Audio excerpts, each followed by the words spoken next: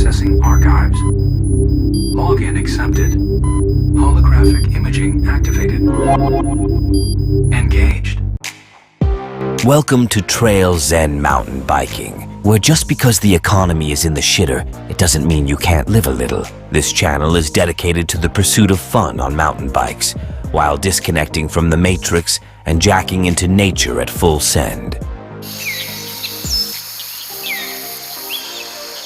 Welcome back to the continuation of the Budget Bikepacker series. In the last video, we joined Old Dick while he took his Raleigh Route 66 on a shakedown ride where he discussed possible upgrades. He was pleasantly surprised to find zero issues with the bike, other than it needing some fine-tuning of the rear brake and front derailleur. Other than the tires, which he is still internally struggling with, the upgrades he discussed were not very essential. Instead, they simply add a higher level of comfort and confidence for the rider. Maybe that's essential, maybe not. It really depends on the rider. The goal of this series is to build a capable and reliable bikepacking bike for under $500, which may seem high or insanely low. Your perspective will be greatly influenced by your current knowledge and experience levels with modern bikes. That being said, gear is expensive, and if you are interested in bikepacking, being able to greatly reduce the initial cost for the ability to do so can help you achieve that goal sooner rather than later. The goal for the end of this series is to have a capable bike that is ready to load up with gear and hit the open road or trails. You may choose different options, but this will prove that it can be done. Let's recap with Dick and move on to the few upgrades needed to the bike before the storage options will be added. He's still working out the bugs on those. So I picked this up on Facebook Marketplace for $50. It's a 2006 Raleigh Route 66. Basically, I've been looking for a few months, not consistently, but relatively consistently looking for a project bike, and I think I found it. What I like about it is it's got a carbon fork. It's got pretty much modern everything, even though it's old as shit. You know, it's got the dated brakes, but they work. The Shimano 105 is solid. Whatever this is, I've never even heard of this. I'm not even going to pretend to be able to pronounce that. Truvative Toro, the derailleur Shimano. I'm not sure what this crankset is, but like I said, most of it's modern, and this thing is immaculate, man. Like, there's not a speck of rust on it. It had about 2 decades worth of dust and a few piles of bird poop, but once I clean that up, she is just pristine, man. This is a perfect little project bike for me to be a urban hybrid slash gravel bike. I prefer to make it a gravel bike and possibly a pretty solid platform for bike packing. And so far, she's winning me over. It came with the original 28 mil tires. I upgraded to some Bontrager 35 mils. The inner tubes that were in there looked original. I mean, everything looked almost brand new. I'm kind of shocked at how old this thing is and how great a shape it was in. All the bearings are good, not a single bit of binding anywhere. Gear set looks like it's never been used, man. And like I said, the Shimano 105 is shifting most excellently. Solid all around. Bars are as original as far as I know. These are the original grips. I may swap these out because they don't seem to be as grippy.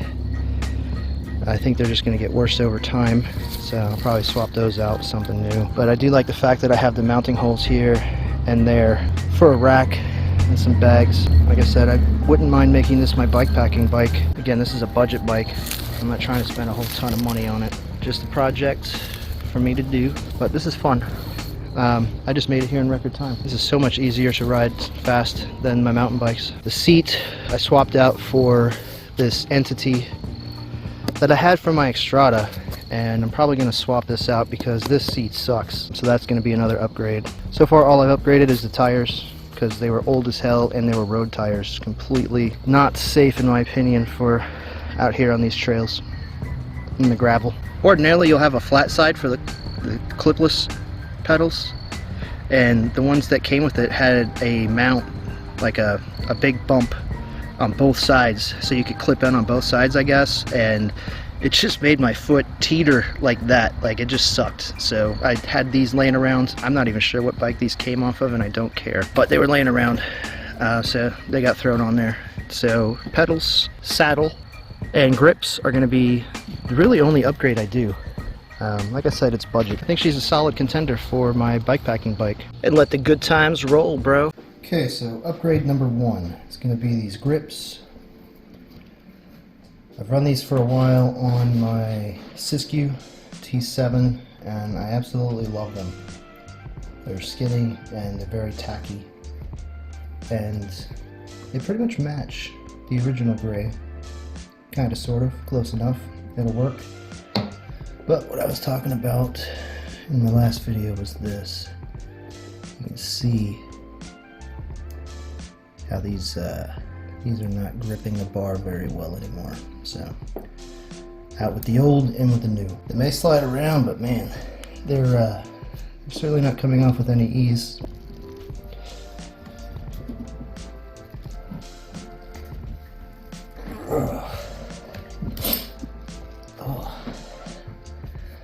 So close. Definitely have a burr here.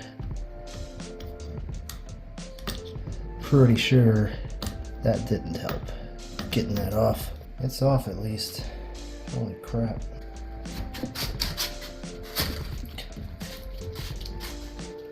So I'm gonna have to move everything inwards to be able to clamp this end piece. See, man, that burr just shredding the inside of this plastic liner. But we're good to go here. Slide everything back over.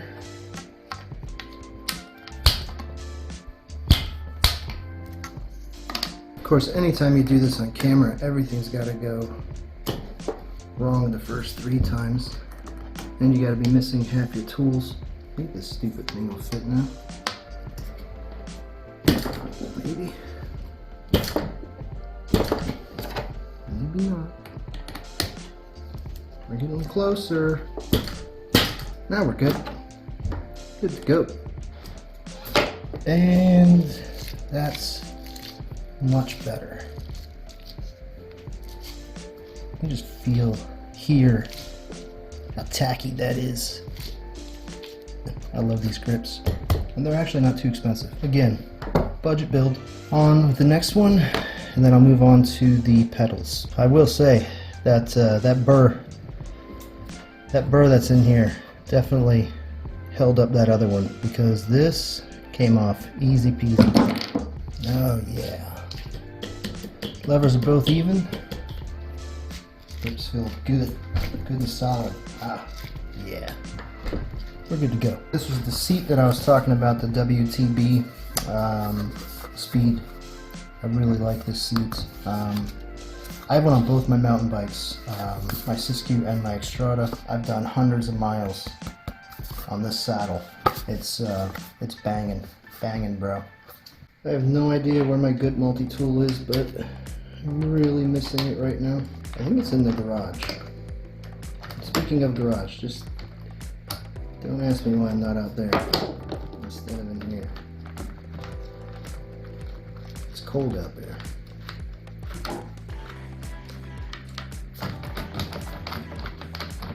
It's warm in here. Oh yeah.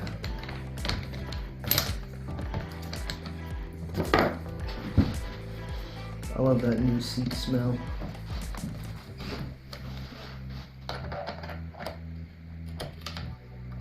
So much more pleasant than the old seat swamp ass smell.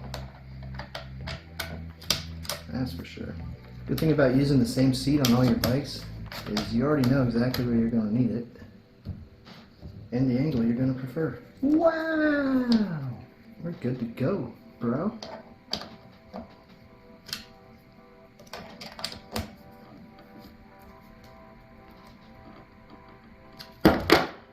Saddle is good to go. Just look at it.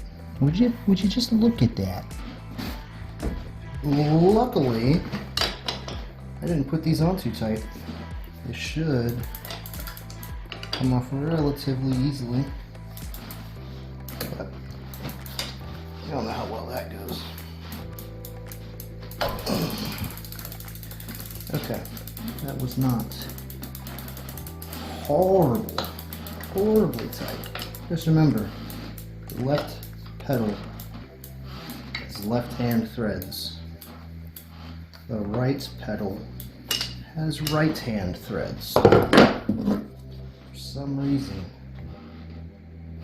I have to remind myself of that every friggin' time I go to take these off. I don't know. It could be partially brain damaged, but for some reason, I always forget. These are some cheap $20 mountain bike pedals that I've tried before, and they work pretty damn good. They're basically knockoff race pace, whatever the fuck you want to call it. Fookers. Mother Fooker.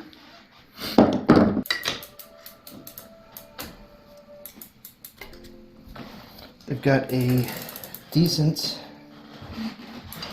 they've got a 3 ball bearing system in there. And like I said, I've used them a few times just to try it. Never had any issues. Never an issue. I'm still working on this shifter.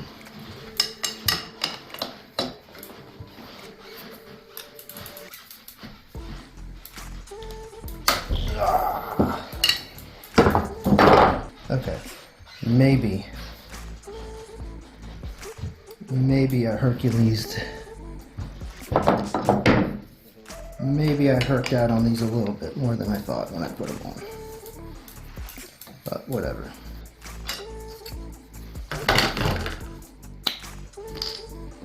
Oh no.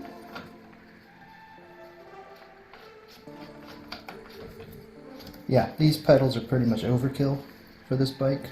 I don't ride clipless because in my opinion it's just asking to get messed up on a mountain bike wearing clipless, so I never wear them. I'm not about to go get a pair of clipless shoes for a budget bike. That's just stupid. So we'll go with a $20 pair, mostly decent pedals. If you're doing like some major air or something, I definitely recommend something much more substantial than these, but regular cross-country stuff, you're pretty good. I've never had any issues with them. And that's it. That is the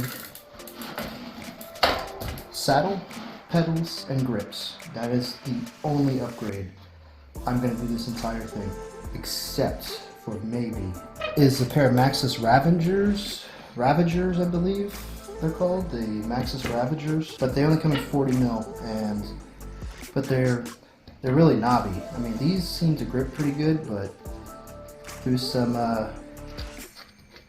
more questionable material, I'm not really sure exactly how well that's going to work. So we'll see down the road. The next upgrades are going to be bike packing gear. Thank you very much for watching. If you're feeling inspired to build your own bikepacking bike, give us a thumbs up and leave a comment telling us what your ideal setup would be. If you find this channel mildly amusing and would like to see this project progress, feel free to subscribe. Don't worry, we won't tell anyone you did.